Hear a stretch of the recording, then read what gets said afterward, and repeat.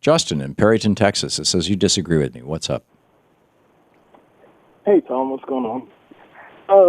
You were talking about the jobs being a right for all Americans and stuff like that. The problem with that is what do you do with the millions that don't want to work, that just want the government handouts? What do you do with the bad workers? Can you not fire them since it's their right to have the job?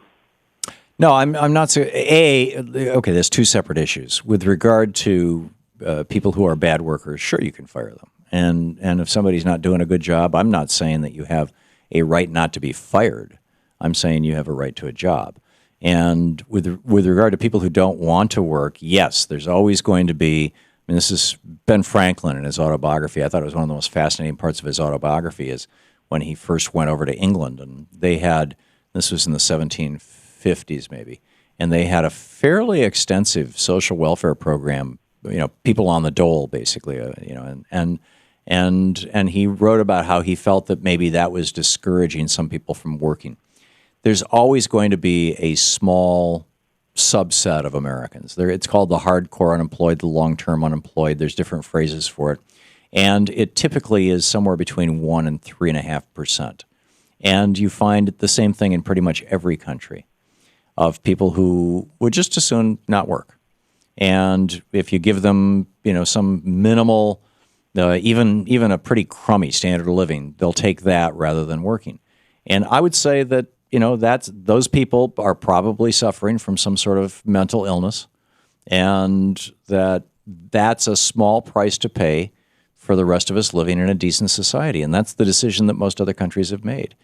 And but how many people do you know, Justin? I don't know anybody personally. And I look back through my life at all the years I've been on this planet, and I maybe one or two people out of the thousands or fives of thousands, many thousands of people that I've known throughout my life, who, given a choice between a good job that they enjoy doing and that pays well versus sitting around on just scraping by on food stamps and watching TV and eating bonbons, which chooses the latter. I think it's very rare, frankly. Well, I think that comes to personal accountability. I mean, you make decisions in your life, whether you're 17 or 18 or 30 or 40.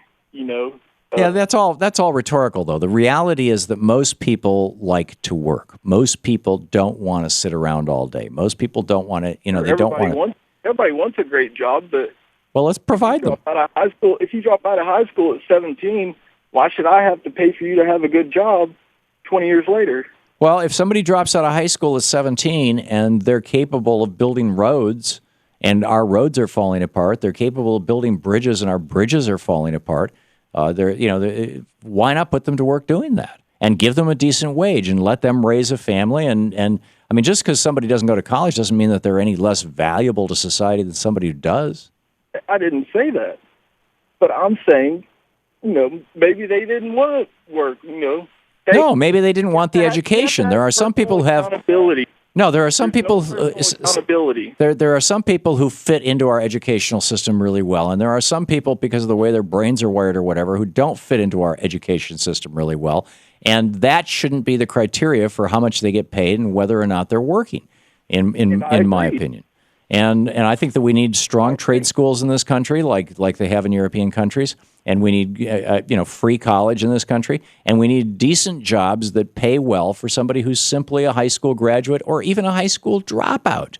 And when I was growing up, I mean, half my friends' parents worked at Oldsmobile or General Motors. We lived in Lansing. I mean, it was kind of that was the major industry in town, and a lot of those parents were immigrants or the sons of immigrants, and they, a lot of them didn't finish high school, but they raised their kids. They built the middle class, and I'm just telling you, people would rather work than just sit around and eat chocolates. And that small percentage of people who aren't going to work, I'm not disputing with you that they exist. I'm saying that subsidizing that tiny percentage, which is going to be just a few pennies a year out of our taxes, is a small price to pay for everybody not living in constant insecurity and fear. And if the government became the employer of last resort so that our unemployment rate went from its current 14, 15%, and in the minority communities, it's as high as 50% in some areas, if it went from that down to 5%, what you would see is the labor market would tighten up. You'd see more people working. You'd see more people paying taxes. You'd see, the budget deficit would go away. Wages would start rising because there would be competition for workers. I see absolutely no social or economic or, speaking as a business person, business downside to that. I'll have more customers. More people will want to subscribe to my podcast because they'll be able to afford to. I mean, because the proof of it is that we did this in the United States. We did this from 1933 until the late 40s, maybe the early 50s. We did this, and it worked really well. And other countries do this on a routine basis, and it works really well. And I think that we should consider it. Justin, thanks.